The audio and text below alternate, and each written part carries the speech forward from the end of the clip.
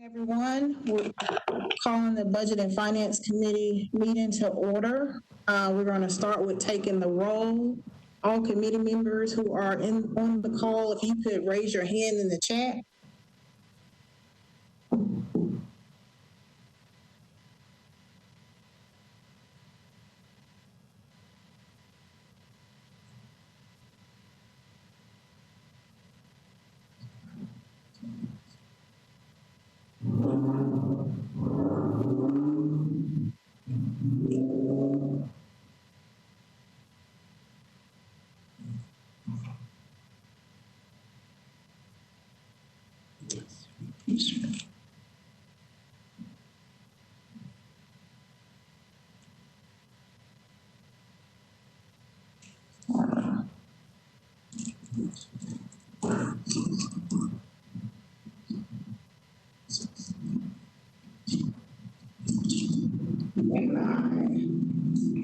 Director Cooper, I have 9 folks, including myself. Is that what you have? Yes, I have Mendez, Allen, Gruffel, Glover, Roten, Sledge, Suarez, Syracuse, and Toombs.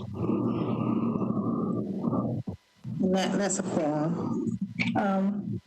All right, so I need someone to make the following motion. Pursuant to Governor Lee's Executive Order number 16 regarding electronic meetings as extended by Executive Orders number 34 and 51, I make a motion that this committee meeting agenda constitutes the essential business of the Metropolitan Council and that meeting electronically is necessary to protect the health, safety, and welfare of Tennesseans in light of the COVID-19 outbreak.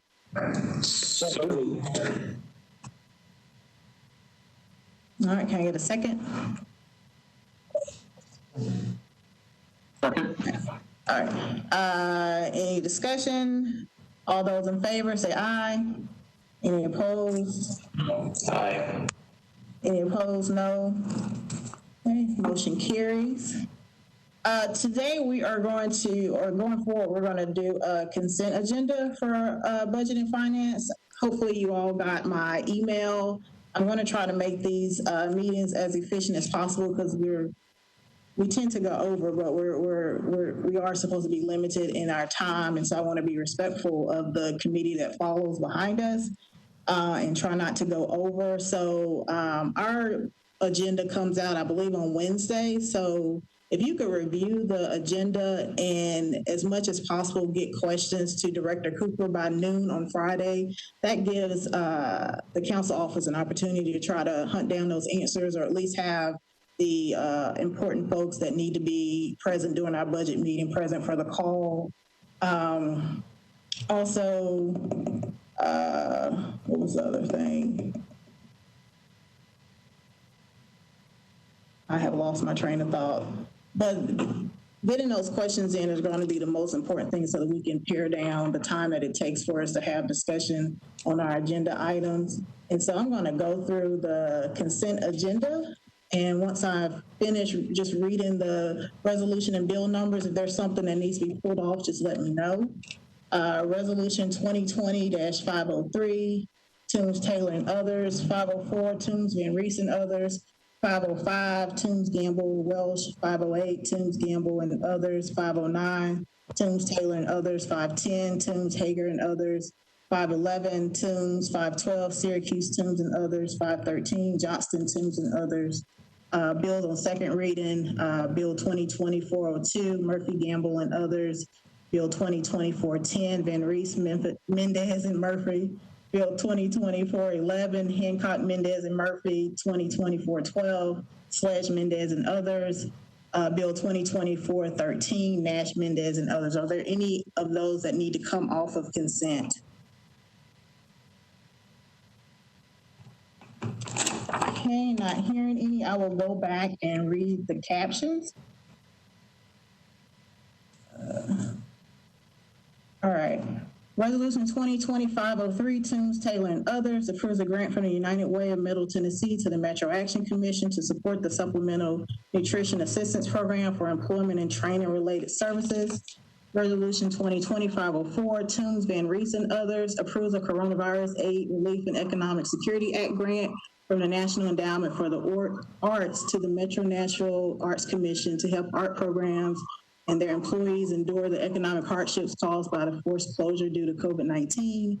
Resolution 2020-505, Toombs Gamble Welsh approves an assistance of firefighters grant from the United States Department of Homeland Security to the Metro Nashville Fire Department to provide funds for the purchase of personal protective equipment and related supplies to prepare for and respond to the coronavirus.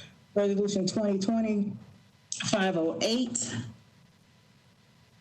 Toombs, Taylor, and others approves a grant from the Tennessee Department of Health to the Metro Board of Health to prepare for and recovery from public health threats from COVID-19. Resolution 2020-509, Toombs, Taylor, and others approves a grant from the Tennessee Department of Health to the Metro Board of Health to provide an array of programs and direct patient care services to meet the public health needs of Tennessee citizens. Resolution 2020-510, Toombs, Hager, and others approves a hazard mitigation grant from the Tennessee Emergency Management Agency to Metro Water and Sewage Services and authorizes the acquisition and demolition of 3 houses located in various floodways, floodplains in Davidson County. Resolution 2020-511, Toombs authorizes the Metro Department of Law to compromise and settle the property damage claim of Patricia Otrowski against Metro government in the amount of $40,185.10. Resolution 2020-512, Syracuse, Toombs, and others approves an amendment to an agreement between the Tennessee Department of Transportation and Metro Public Works for the construction of a sidewalk on Lebanon Pike from McGavitt Pike to Old Lebanon Pike. Resolution 2020-513, Johnston, Toombs, and others approves an amendment to an agreement between the Tennessee Department of Transportation and the Department of Public Works for the construction of sidewalks along the south side of Harding Place from Danby Drive to Nolensville Pike. Bills on second reading. Bill 2020-402, Murphy, Gamble, and others amends the Metro Code laws regarding the lobbyist registration. Bill 2020-410, Van Rees, Mendez, and Murphy declares surplus and authorizes the conveyance of a parcel of property located at 0 West Due West Avenue. Bill 2020-411, Hancock, Mendez, and Murphy authorizes the Director of Public Property to transfer to Roger F. Williams, Joseph G. Donaldson, Scott Anderson, and Earl Lee Williams any remaining interest that Metro government may have of property located at 310 Myatt Drive, excluding the right-of-way. Bill 2020-412, Sledge, Mendez, and others authorizes the acquisition of right-of-way easements, drainage easements, temporary construction easements, and property rights for purposes of the Volks Lane sidewalk improvements. And Bill 2020-413, Nash, Mendez, and others authorizes the acquisition of certain right-of-way easements, drainage easements, temporary construction easements, and property rights for purposes of the Brewer Drive sidewalk improvements. Again, is there anything that needs to come off of the consent calendar? All right, can I get a motion to approve the consent calendar? This is Councilwoman Benedict. I make a motion to approve. All right, is there a second? Second. All right, is there any discussion? Seeing none, all those in favor say aye. Aye. Opposed? No? All right, a motion carries. Chair, mark me as no. I'm just getting on, so I don't know what was on consent. Okay, that's fine. So I believe that would be 9 yeses and 1 no. Director Cooper? Okay. That's correct.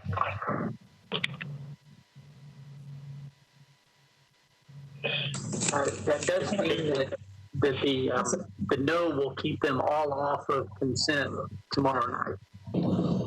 Okay. That's correct, Director. All right, going back to bills on public hearing, Bill 2019-11, as amended, Allen, Toombs, and others, approves an amendment to the ground lease for Rose Park between the Department of Parks and Recreation and Belmont University, and a new ground lease between the Metro Board of Public Education and Belmont University for the construction and operation of an indoor batting and locker training facility. Can I get a motion to get the bill before us for purposes of discussion? Moved.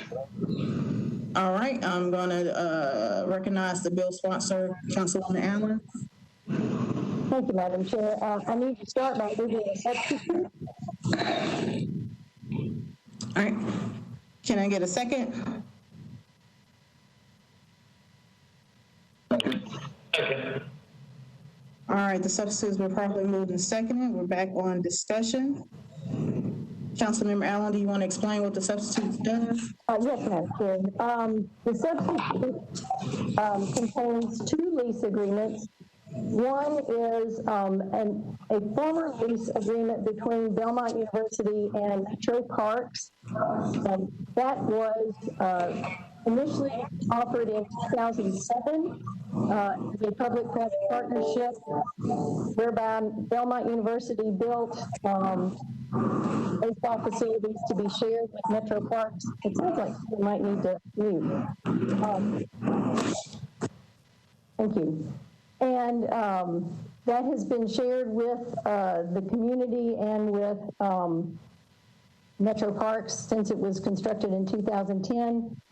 That lease was amended in 2017 by a council bill that would have allowed Belmont University to build a batting facility on Parks property. That was never done. Neighbors were concerned at the continued loss of green space in the parks, and there were a number of community meetings where we discussed alternatives that would be more acceptable to the neighbors. Ultimately, it was suggested that it was instead moved to an adjacent hillside and part of a parking lot on school property instead, in hopes that that would leave the remaining green space intact. And that was initially in a lease agreement that was approved by the Metro School Board, which is also part of this substitute bill, is Exhibit A, excuse me, the Parks lease is Exhibit B, I believe. And that lease agreement was incorrectly first put forth as an easement and did not come before the council, and that mistake was pointed out, and it was then referred back to the school board as an official lease agreement, which is what we're looking at now, and determined that it needed to come back before council. And that is the bill that was introduced back in October as BL 2019-11, which is before us. So what we have now is a lease agreement with the parks that no longer refers to the batting facility being on Parks property, and a lease agreement with Metro Schools, which was just approved unanimously by Metro Schools last week. And then the bill itself contains language that now creates a neighborhood oversight committee that will consist of 4 neighbors and then 4 Metro-related representatives from Park Schools, Belmont University, and the Mayor's Office of Neighborhoods to provide oversight to ensure that in the future going forward, the conditions that are a very key part of making sure that this is an equitable arrangement and that it benefits the community, which is the purpose of public property. Just to have a group that checks on that on a quarterly basis and ensures that the payments that have been part of the agreement, both to the schools and to the Parks Community Center, which have always been paid in the past on time, and reports have been issued to council members, but they haven't always made it out to the community, and therefore the community has not always been aware of the fulfillment of the conditions. So I believe very strongly that having this committee created, which this substitute bill does, will create a much better mechanism, not only for ensuring that all the conditions happen that are called for, but if things do begin to fall through the cracks, they're caught early and they can be corrected. Long explanation, but I think that's important to get that background. Thank you. Thank you, Councilwoman Allen. Councilman Mendez. Thank you, Chair. If Councilman Sledge is around, I am curious, particularly as it relates to the money parts of this. I know that he was not a sponsor last year, and there's a ton of neighborhood groups in his district and very nearby in Councilman O'Connell's district that appear to be split based on our email traffic on how to feel about this. And I'm just very interested to hear from the district council member about the project. Councilmember Sledge. Hi, Chair. Thanks. And I appreciate that. So I will try to speak purely kind of to the value portion of this, given the committee discussion. But, there have been discussions about this facility in various forms over the past 3 years. And the value portion that came into it was sort of, what is the value of the land? Where this facility was initially approved was in the park space. I think Councilmember Allen mentioned that. This is now on schools property. The value of the land to the community, and I want to remind everybody on the committee, this sits in District 17. The value of the land in that community right now was practically zero. I mean, it is a parking lot for Rose Park Middle, and not even really that, because Rose Park Middle's main parking was on different sides of their building. There was an ancillary entry point. So to have something that now creates both a monetary value in the form of the lease payments, and then also a recreational value in the form of use by the community, to me, that's what makes this deal worth doing. And I will say, Councilman Allen's immense credit, she has put together a better agreement, value-wise, for Metro than what we had previously. So I want to be sure that members know that Metro is going to receive more than it did previously, and this is, I think, the value to us as a metropolitan government as a whole is a facility that is going to receive community use and is going to contribute financially to the system on properties that wasn't doing either prior. There is a total net gain on this, and that's why I am in support of it now, whereas, quite frankly, the last time this came up, I was waiting to see if there was a better agreement to be had. When it comes to just community support, real quick, what I'll speak to is the conversations I have had, where this fits, in case members aren't sure geographically. This is on the portion of Edge Hill Avenue where across the street, we approved a few years ago new affordable housing and mixed-use development at the park at Hillside.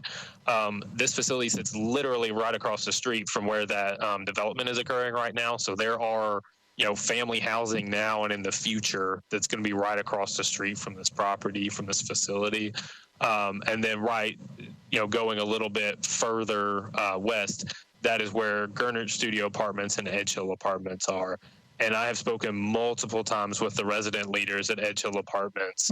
And I think you saw the email from Brenda Morrow today, but those resident leaders are in favor of this and want to see this because of the community value that it brings. So I'll leave my comments there. Thanks, Chair.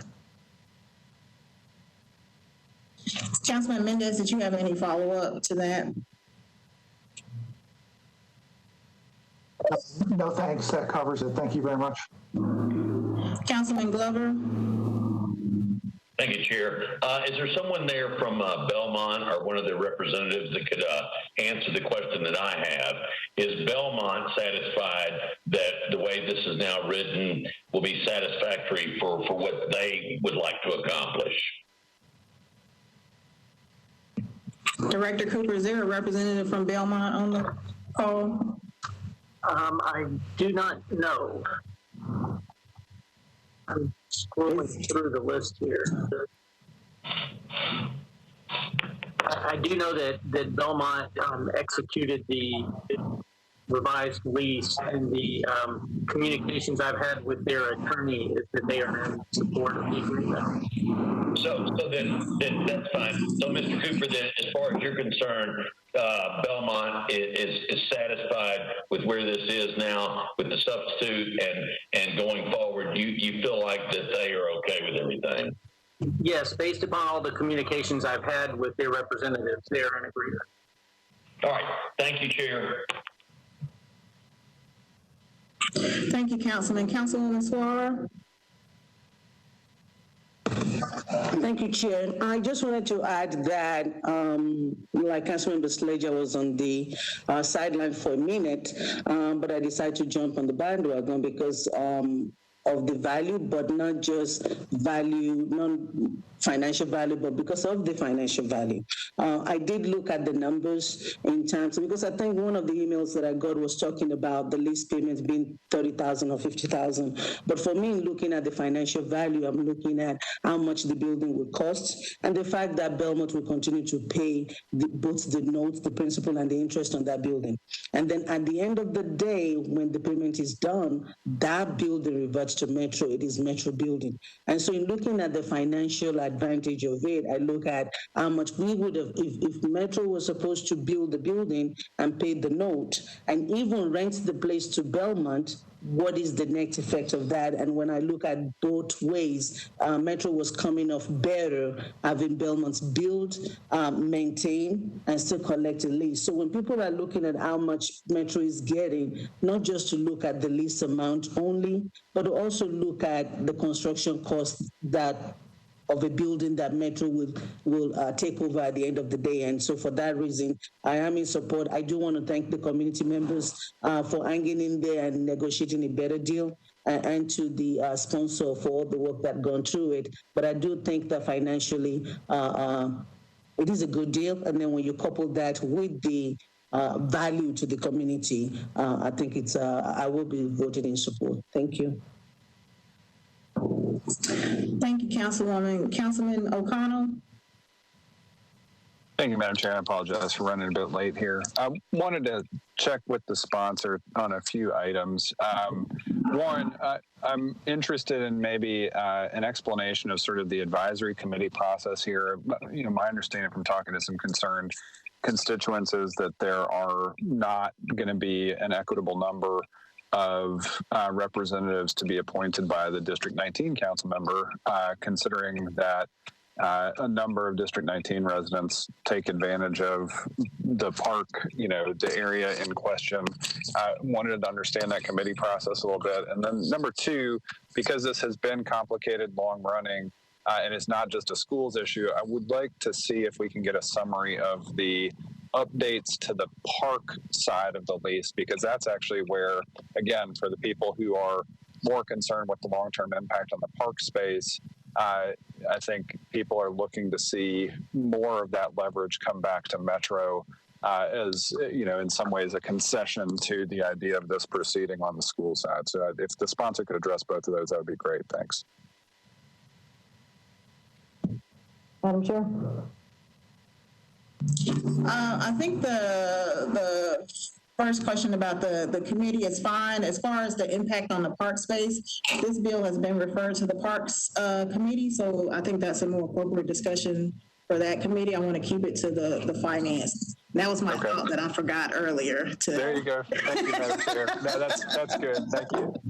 And I will be in the Parks Committee meeting. I'm not sure where the number of neighborhood representatives fits, because that's both parks and schools. So shall I try to cover it in those committees?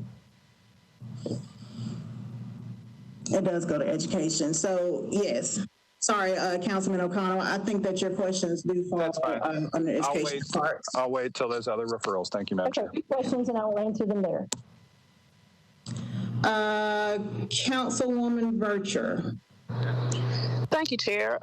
If the sponsor can speak to the concerns about MNPS still being required to pay the cost for improvements versus construction, that would be beneficial. Thanks, Chair.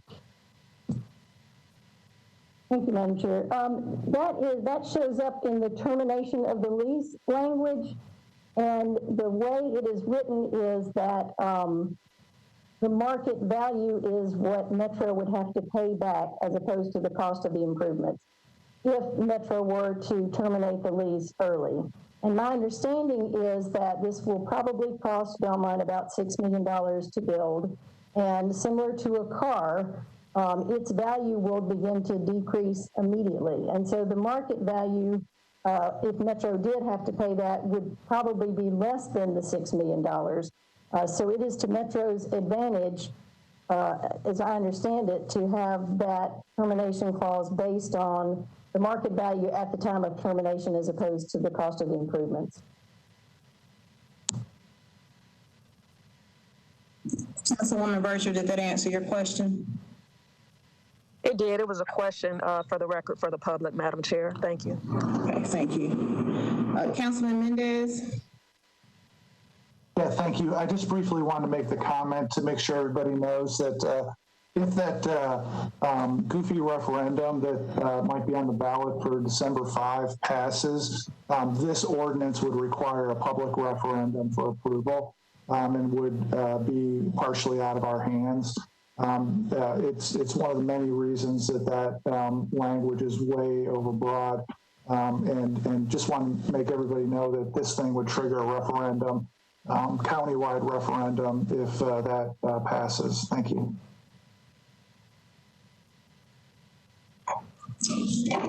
Thank you, Councilman Mendez. Councilman O'Connell, did you have another question? Or is your hand just raised from before? I'm sorry, that was me being on two screens. I'll lower.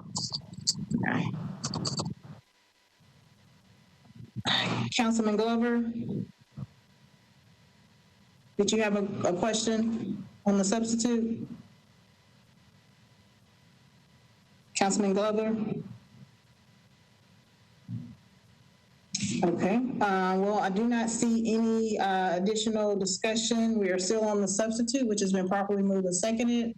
All those in favor? Aye. All those groups? Aye. Any opposed? Say no. All right, the substitute passes. So now we're on the. Madam Chair, this is John Cooper. I just wanted to note that we have had some others join since the consent agenda vote. So we now have, it looks like everyone in attendance except for Young. Okay.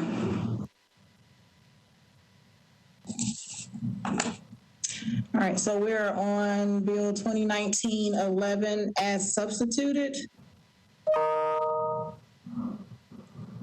I think I need a motion, don't I? Director Cooper? Madam Chair, I'd like to move the amendment as well. Oh, there's an amendment. Okay. So I misspoke on my explanation. The amendment actually is what specifically spells out the conditions for the advisory committee. Adds a section 3 and 4 that talks about adding a committee made up of neighborhood and Belmont and Metro representatives that have oversight of the conditions, both the parks. Okay. So Director Cooper, because I was in the process of asking for a motion for the bill as substituted, can we just go to the amendment? Yes, ma'am. Yeah, we can have an amendment on the, motion on the amendment. Okay. So can I get a second on Councilwoman Allen's motion to move the amendment? Second. Okay, it's been the amendment has been properly moved and seconded. Councilwoman Allen, did you have any further explanation of your amendment? No, ma'am, I explained it earlier. Okay. Seeing no other discussion, all those in favor say aye. Aye. Aye. Aye. Aye. Any opposed? Say no. All right, the amendment passes. So now we are on the bill as substituted and amended. Is that the correct language? I'd like to move the bill as amended. Second. All right, it's been properly moved and seconded. Is there any discussion? I don't see any discussion. Councilwoman Allen, did you have anything you wanted to say? All right, all those in favor of the substitute bill as amended, say aye. Aye. Aye. Any opposed? The motion carries. All right, moving on to Resolution 2020-450, Druffel, Mendez, and others approves an intergovernmental agreement between the Tennessee Department of Transportation and Metro Public Works for the reimbursement of railroad crossing safety improvements at Post Road. We have a letter from the sponsor to defer. Move to defer. There's a second? Second. Second. I don't know how long the deferral is for. I can speak to that, Chair. It's for one meeting. This has been a railroad crossing that's required significant improvements and costs against those improvements, so it's taken some time.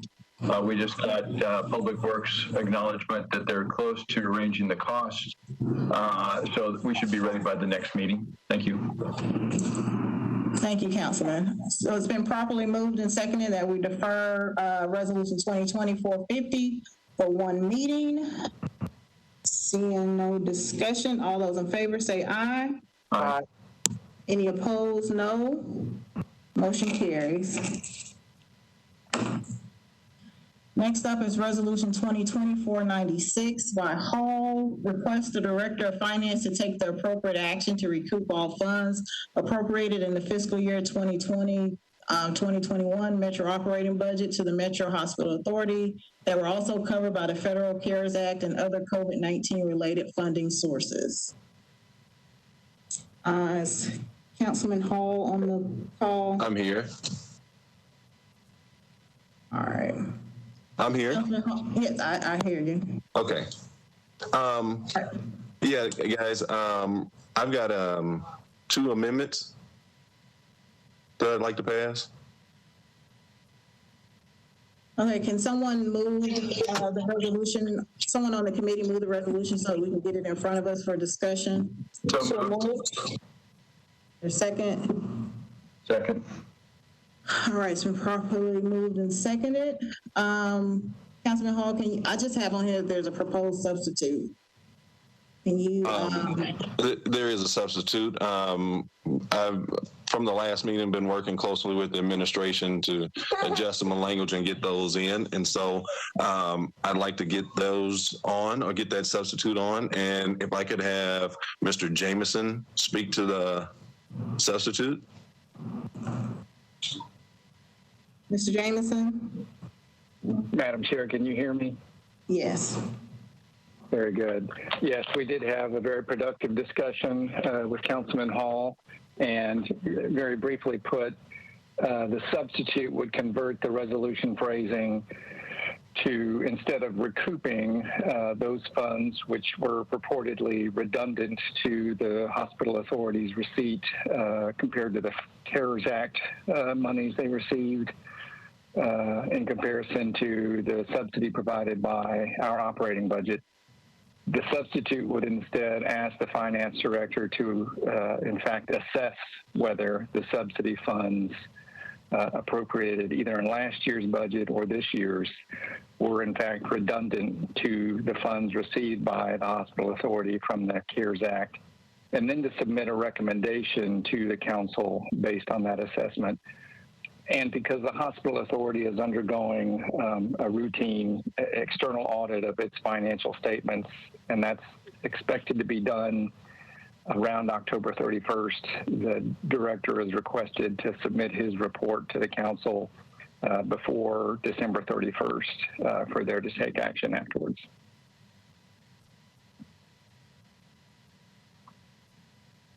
Okay, can I get someone on the committee to move the substitute so we can get it before us? So moved. Is there a second? Second. All right, the substitute has been properly moved and seconded.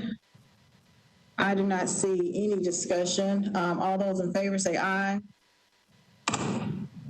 Aye. Aye. Aye. Any opposed?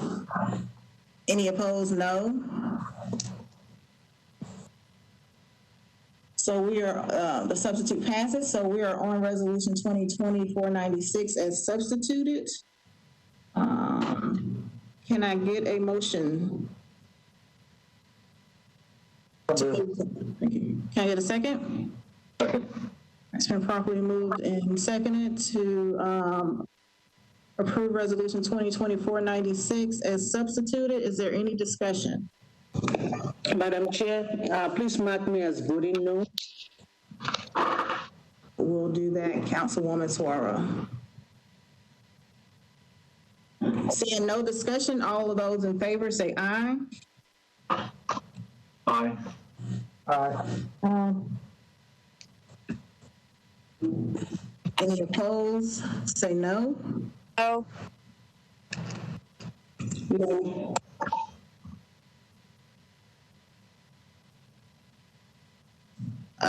Director Cooper, were you able to tell who voted no? I think it was Swan and Verter voting no. And the chair also votes no, Director Cooper. Okay. And so what's the count? It would be approved as substituted, 8 in favor, 3 opposed. Pardon me, Madam Chair. I was having a hard time unmuting. Porterfield is also no.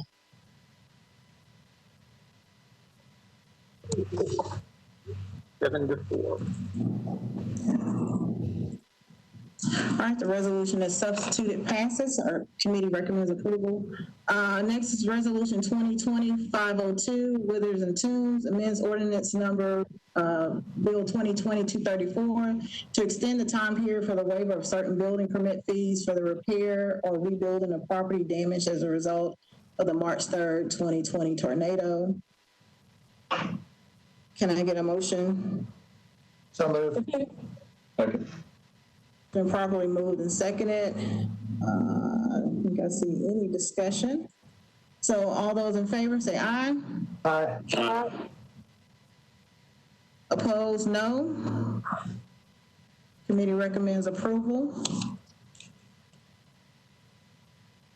Resolution 2020-506, Toombs Gamble approves a contract between Metro Government and Justice Tracks to provide maintenance and support for software utilized by the Metro Nashville Police Department. Can I get a motion? So moved. Been properly moved and seconded. Is there any discussion? Seeing no discussion, all those in favor say aye. Aye. Any opposed? No. Committee recommends approval. We have 2 late filed resolutions. The first one is sponsored by Councilwoman Johnston, proposes recommendations by the COVID-19 Financial Oversight Committee for distribution of $2 million in CARES Act funds from the COVID-19 Pandemic Fund to provide financial support to live music venues to be administered by Pathway Lending. Move approval. Second. It's been properly moved and seconded. Is there any discussion?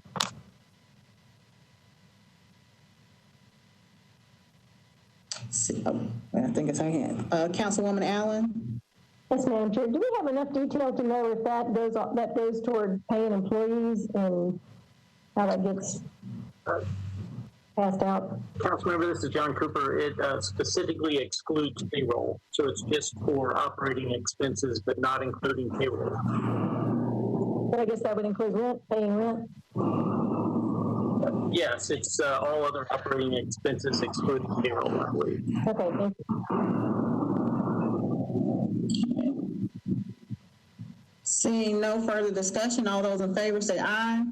Aye. Opposed, no. Committee recommends approval. The other late file resolution sponsored by Councilwoman Gamble, proposing recommendations by the COVID-19 Financial Oversight Committee for distribution of $3,700,000 in CARES Act funds from the COVID-19 Pandemic Fund to provide financial support to small businesses to be administered by the Nashville Area Chamber of Commerce, Conexion Americas, the Nashville Business Incubation Center, the Nashville Entrepreneur Center, and Pathway Lending. Can I get a motion? Second? Second. It's been properly moved and seconded.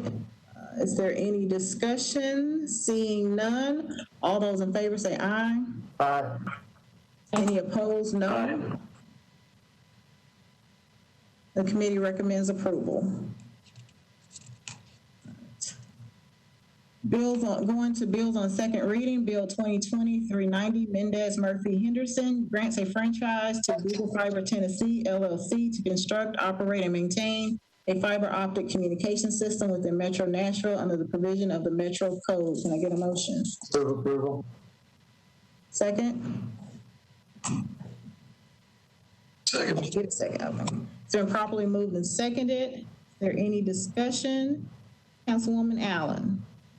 Thank you, Madam Chair. I understand this cost of $15,000 is based on what other companies are paying us, and that's based on what it cost us to administer that. Does that take into account damage done to things in the right of way like trees, irrigation system, and utilities? Director Cooper, is that a question you can answer if someone on the call? I think Public Works, someone from Public Works may be able to talk about what goes into that calculation.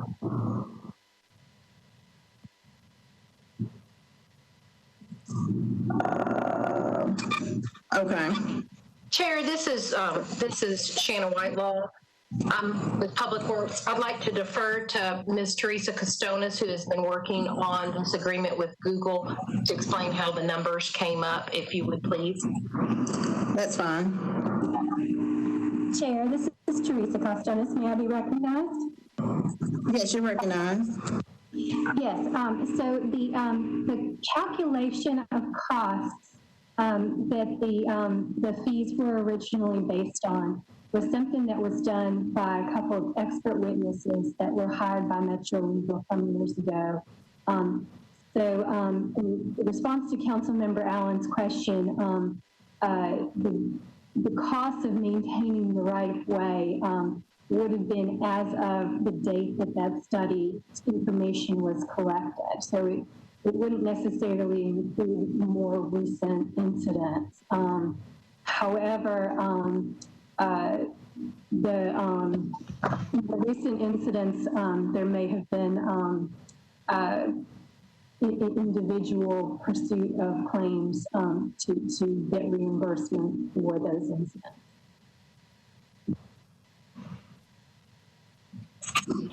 Councilwoman Allen, did that answer your question?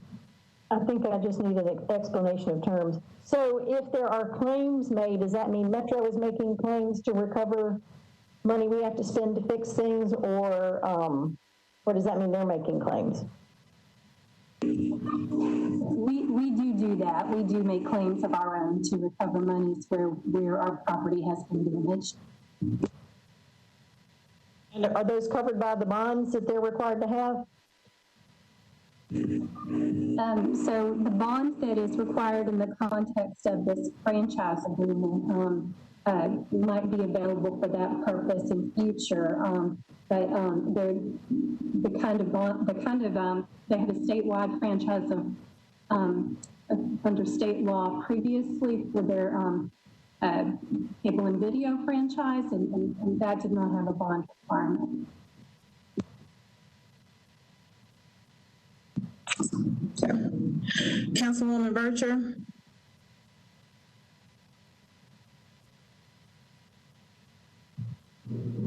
Councilwoman Bircher. Thank you, Chair. I want to expand upon Councilwoman Allen's question. Because I remember when we rolled out the red carpet with the One Touch Make Ready, and a lot of our infrastructure was damaged. And I see we have representatives here from Public Works and I believe Water. If they have available an update where we are with Google reimbursing the city back for the damage to our infrastructure. That's one question, Chair. And then my second question is the $15,198 per year. It's probably more of a statement. Is not a statement and a question, Chair.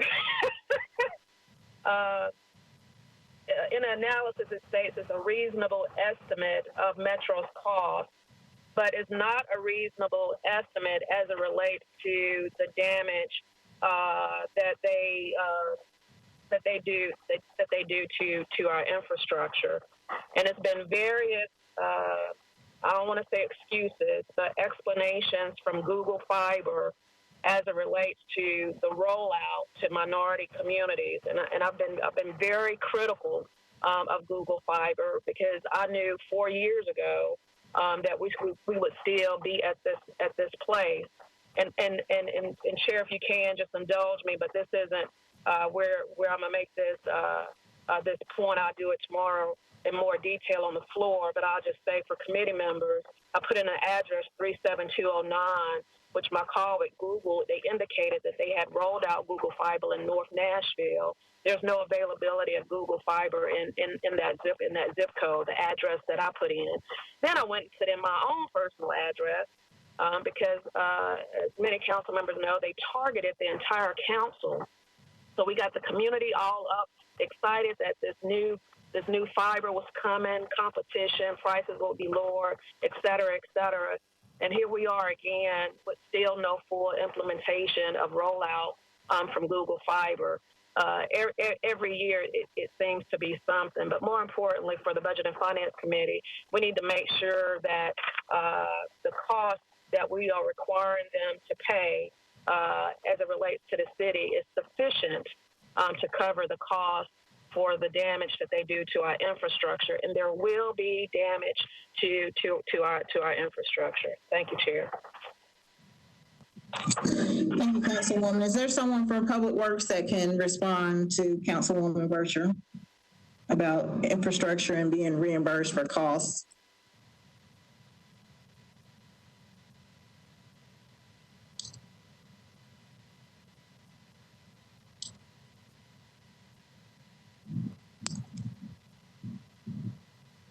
Council ladies, can you hear me?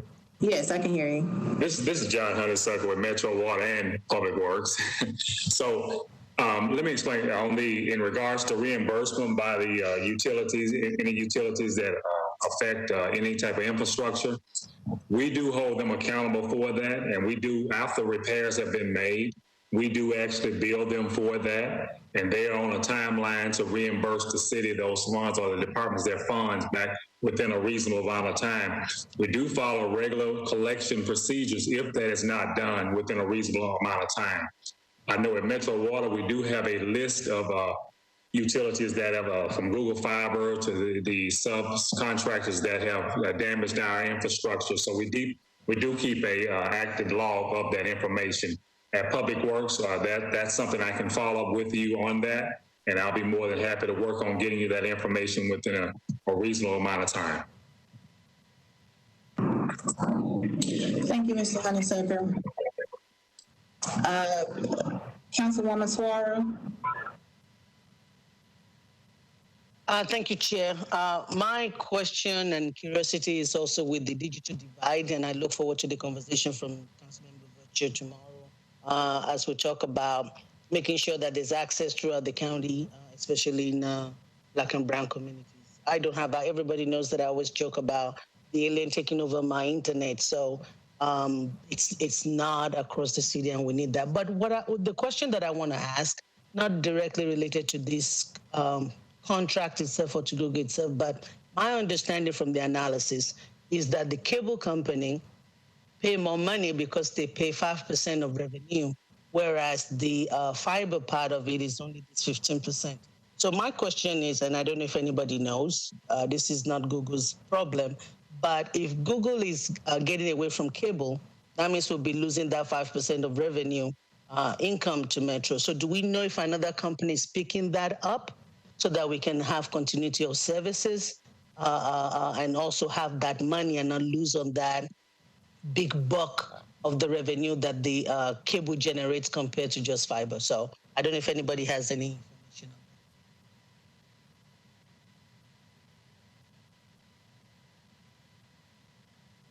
on that. Director Cooper, can you answer that? Is there someone on the line that can answer that? I know there is a representative from Google on the call. I don't know exactly what they have paid. I know they had I think they have a statewide franchise for video, but Ms. Costonis can probably answer that.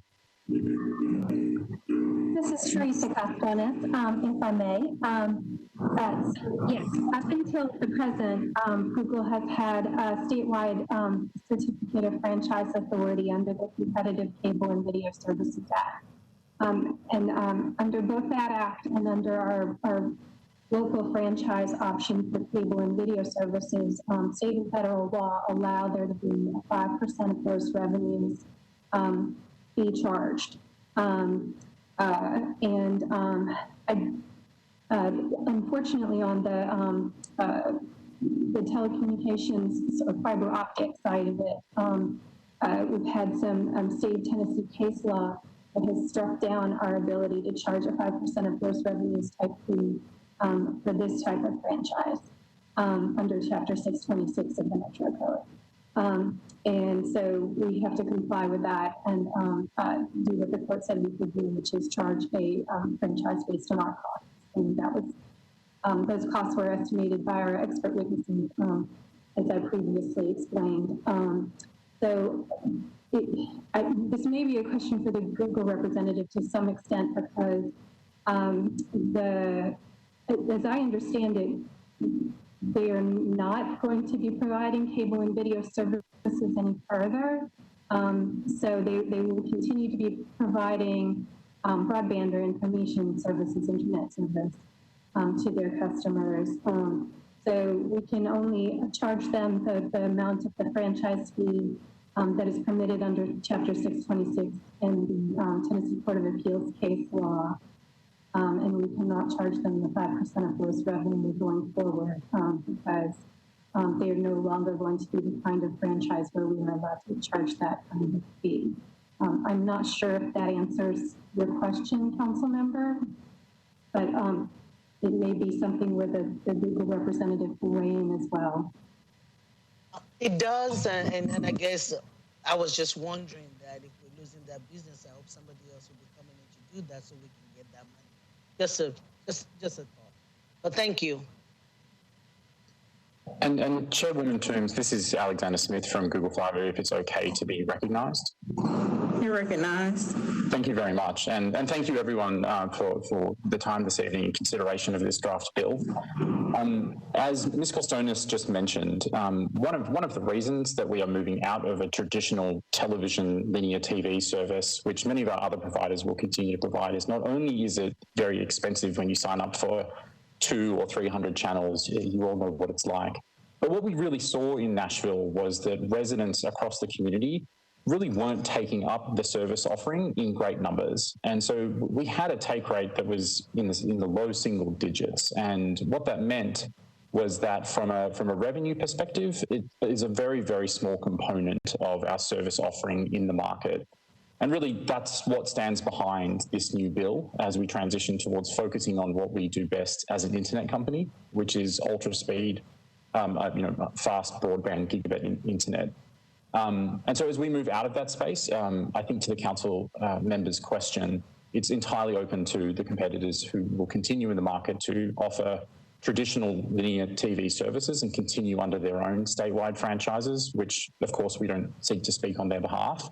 And we will be seeking to offer Nashville residents more choice as they seek to, access more affordable, streaming services and platforms, which I'm sure many folks on this call do as well.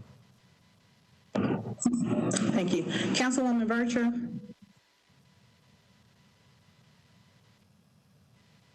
Thank you, Chair. The attorney made me think of a question she was talking about. Anyway, if Google Fiber could answer, is this the lowest fee that y'all are paying in comparison to other cities? I know we have colleagues for various legislation. They're always comparing us to other cities. And I know y'all rolled out fiber in some of our other peer cities. Is this the lowest fee that y'all are paying? Thanks for the question, Council Member. The answer is no, and it's actually quite in line with what we see in other cities and other states as well, where we provide services. And what I mean by that is, even though each of the different models tend to be slightly different, what they all have in common is that there's a degree of proportionality to the underlying mechanism that's used to determine the fee. Now, sometimes that is, what's charged for services. And other instances, like what we see here in Nashville, is that based on the existing Metro's calculation methodology for this, it's based on the proportional size of our network, which, as many folks on this call know, we have really struggled to build out at times and have not progressed as quickly as we have wanted to in the first few years, which is why when we've worked very, very closely with Metro Legal through this process and also spoken with Public Works and ITS, to really explain exactly where our network is and the size of it today. That proportionality ratio based off the cubic volume of our network that encroaches on the right-of-way has that same principle, based on usage and size of operations.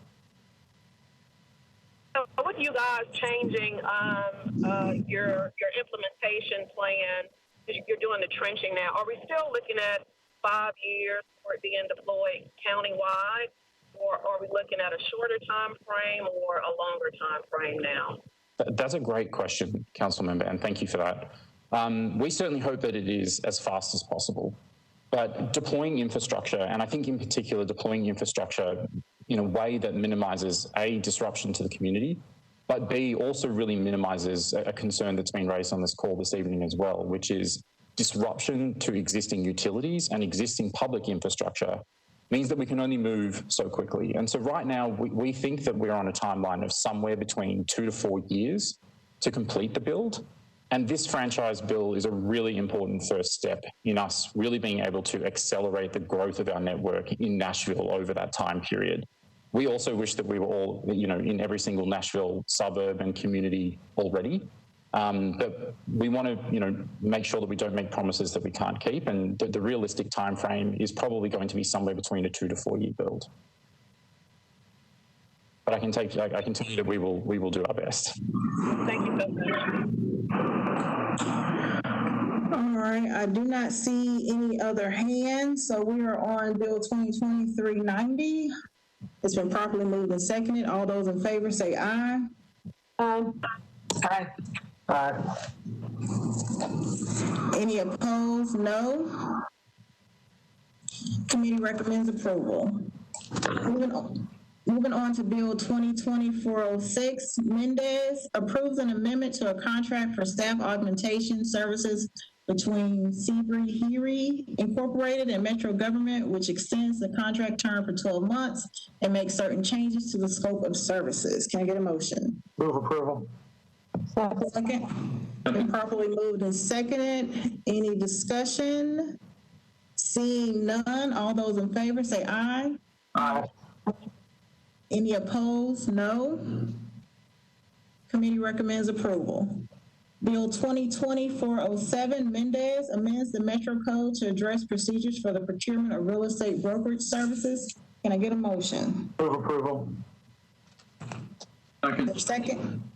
Thank you. It's been properly moved and seconded. Is there any discussion? Seeing none, all those in favor say aye. Aye. Any opposed? No.